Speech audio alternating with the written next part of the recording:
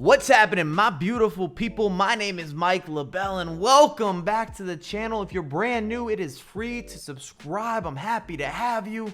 FIFA 20 season has finally officially arrived. We have the demo, player ratings, content on content on content. We're back in full effect.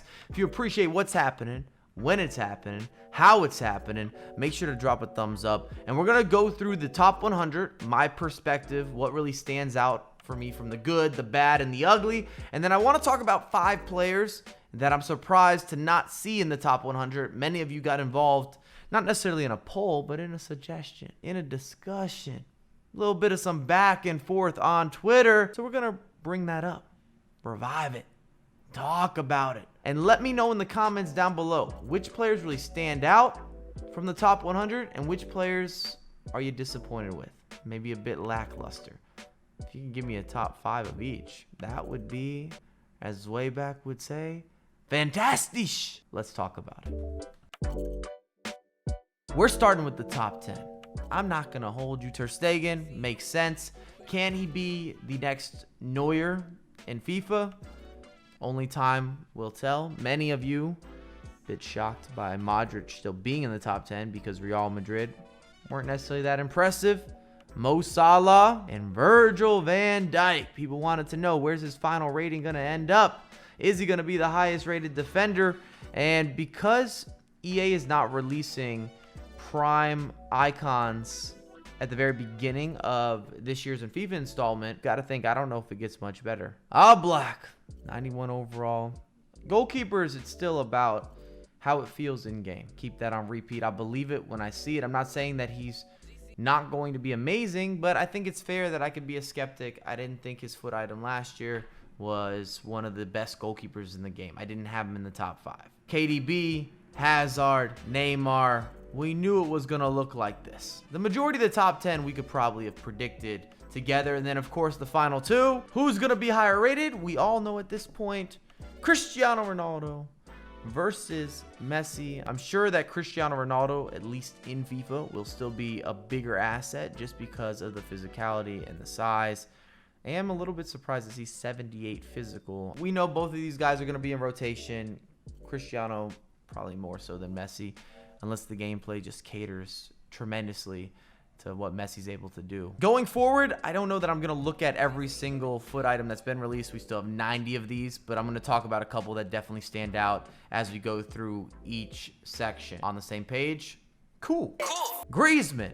That's going to be a center attacking mid for you. Has to be that way. Koulibaly is going to get busy, or at least he should get busy. However, that 54 passing, a bit of a concern because we know between icons, upgraded foot items, informs, and whatever else they released this year, there's going to be guys that are going to be able to facilitate out of the back. I realize Aguero's getting a little bit older, but that 80 pace makes me question if he's going to be usable. He wasn't amazing in FIFA 19, at least not in my opinion. So unless he can play as some form of an attacking mid, I don't think we're going to see him commonly used up front. Still, if you pack him early, a lot of value there. Ramos with a downgrade and Mbappe with a major upgrade. Maybe the biggest winner of the top 100. He's going to rival someone like Cristiano Ronaldo, having the skills, weak foot, and then in a game, from my first impression, where you receive benefits of having faster players, they are increasing the separation when they get loose, when they've got a 1v1, when you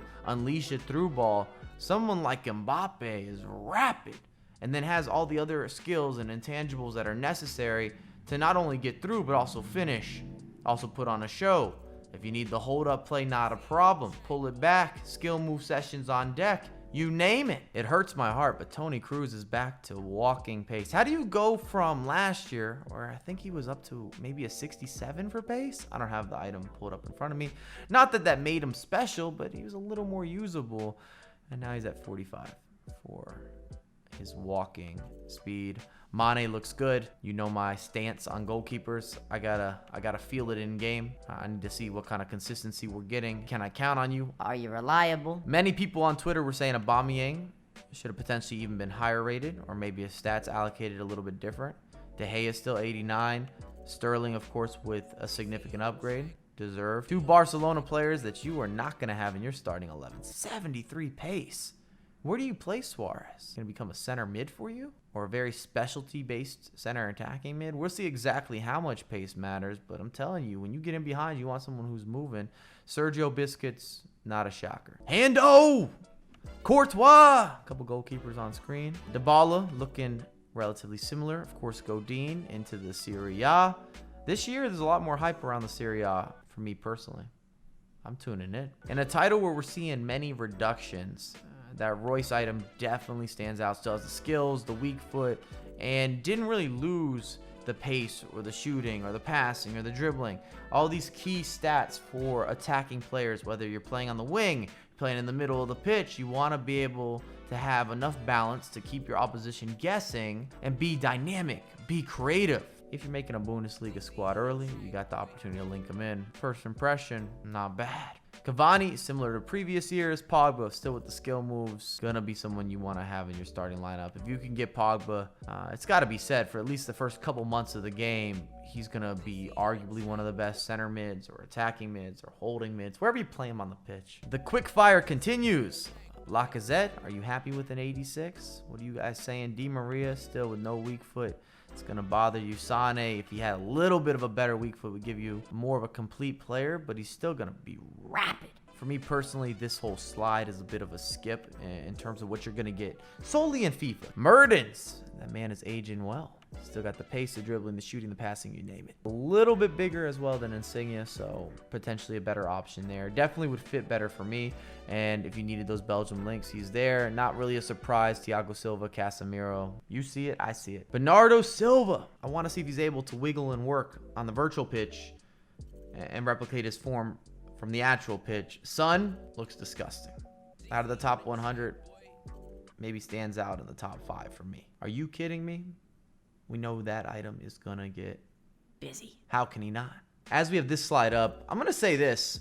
I think this is going to be the year, at least early on, of overpowered players, where they have stats in the right places and they're actually going to end up being superior to some of their higher rated counterparts that maybe don't have the statistics allocated in the most desirable or the most favorable places in terms of the makeup of their foot item. Hey, what up? Couple defenders that have to be usable, you would think, with Robertson, Varane. Not bad overall stats. I guess we should take a minute. Rest in peace to James. Rodriguez is Dunskies. He's moving like Cruz at this point. Colombians can't be happy, but how can you think he's going to be usable at all? Marcelo with a bit of a downgrade, not a surprise. Oh, that's a nasty slide. Not sure if any of these guys are getting on the pitch. There's nothing that stands out for you. Doesn't jump off the page. Should Bobby Firmino been upgraded? Liverpool fan. What do y'all say? Final grouping, 81 to 100. Ibrahimovic, only man from the MLS. We know how that goes. Zlatan, there to Zlatan. Still waiting for, of course, the flashback or another team of the season. This item's just not going to be usable. I'm telling you, with the increased hype and some of the talent coming into the Serie A, we're going to see some squads early on between the mix of premium players, well-known players, household names, and then that overpowered side. Young gunners. Give me Savage. Bum, bum, bum, bum, bum, bum. I saw a tweet comparing Lukaku to Rashford in FIFA 20 and just asking, what does this look like from a statistical breakdown? Hopefully we can show you on screen and you guys can let me know, because something doesn't add up properly. What else is new with ratings? In the final group, De Ligt, Fabinho, Alexandro, and I don't know if so it's gonna be usable. So Sandro looks about right. Fabinho, not really a surprise. Not somebody you necessarily need to have, but will he sit on top of that back line? For sure. And De Ligt, similar to his Dutch counterpart, both in the 85 zone. It makes sense. That feels about right. That feels deserved. Let's talk about 5 players that got left out. We talked about the top 100, gave you a bit of a glimpse. I'm looking forward to what you guys have to say about that top 100. But now we're going to discuss 5 players that I'm surprised didn't quite make it in. And it starts with Gareth Bale. I realize he's still an 85 overall. What they did with stat lines, they didn't put him into the top 100. Did he deserve a downgrade? Sure. Real Madrid, they weren't good. Gareth Bale wasn't good. Last season was not a traditional Real Madrid season. But it is a little bit surprising to see him at an 85 overall. Will he still be a difference maker in FIFA? Yes. Should he be impactful? Yes. Is he going to be one of the best players in FIFA 20? I don't think so. Unless he gets some major upgrades and key places, stats jump around a little bit. But early on, if you're able to get your hands on Gareth Bale, no matter the installment, he has a certain amount of versatility that allows him to issue instantaneous value. Whether you play him as a winger, a striker, even a center attacking mid, or if you play a 4-2-3-1 with those wide attacking mids, he can fill that role. I've used him as a holding mid a couple years. I wouldn't go as far as maybe playing him as a fullback, but could he technically do it? Sure. It just doesn't seem like that would be a good return on your investment using Gareth Bale as a defender. But the point is, he offers you multiple roles on the pitch. Next up, Perisic went from an 86 to an 84. I'm not saying he necessarily deserved to stay at an 86, but with him moving to Bayern Munich, when you go to the biggest clubs, typically your ratings are on the up and up. EA definitely pays attention to where you're making transfers, and the clubs that are always in the Champions League or they're winning their league titles, especially if you're in the Big Four, Bundesliga, La Liga, Serie A, Premier League, you get a little bit of some stat room helpers. I wanted to say stat room stuffers, which made me think of Santa Claus and chocolate that you might get for Christmas, even though it's in September. Bit of a random tangent, but I was surprised to see him at 84, not into the top 100. I can't be the only one. Memphis Depay went from an 83 to an 84. He had multiple informs. He could have been in that 85 range. That's all I'm saying. And if you're there in the 85 zone, then you technically are in the top 100, just depending if you're on the cuff or not so much. You could be in the Gareth Bale, where they have you sitting just outside. But if there was ever a year for Memphis Depay to be in the top 100 in a FIFA installment, it felt like this would be his title, his year, to be not just the playmaker that he is, but also in the heavy sought after, the elusive top 100. When I was looking on Foothead earlier, I almost couldn't believe it, but Timo Werner is still an 83. Last year he was an 83 who even received an upgraded foot item to an 84, which was your standardized upgrade, which made that seem as if this year minimum he'd be an 84. Also last year, the man had 5 informs and a team of the season foot item. How does he come in with the same rating? How do you not improve Timo Werner, the burner? All he did was score goals. Show up and show out, and he's young. And he's representing. Am I maybe missing something here? And last but not least, and these weren't listed necessarily in order for who's more deserving or less deserving of being in the top 100, but Trent Alexander-Arnold, part of that Liverpool side that, of course, were runner-ups in the Premier League.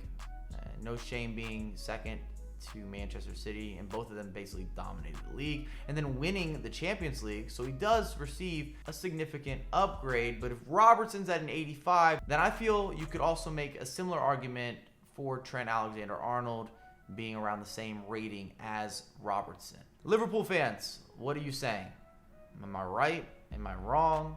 Do you feel one deserves it significantly more than the other? We could talk about it in the comments. What players did I leave off with the top 5? And let me know your early impressions when we're really diving in deep to this top 100 in terms of players that you're looking forward to using and other guys that just ended up being a wash. But I have a lot more content coming for you ASAP. Peace.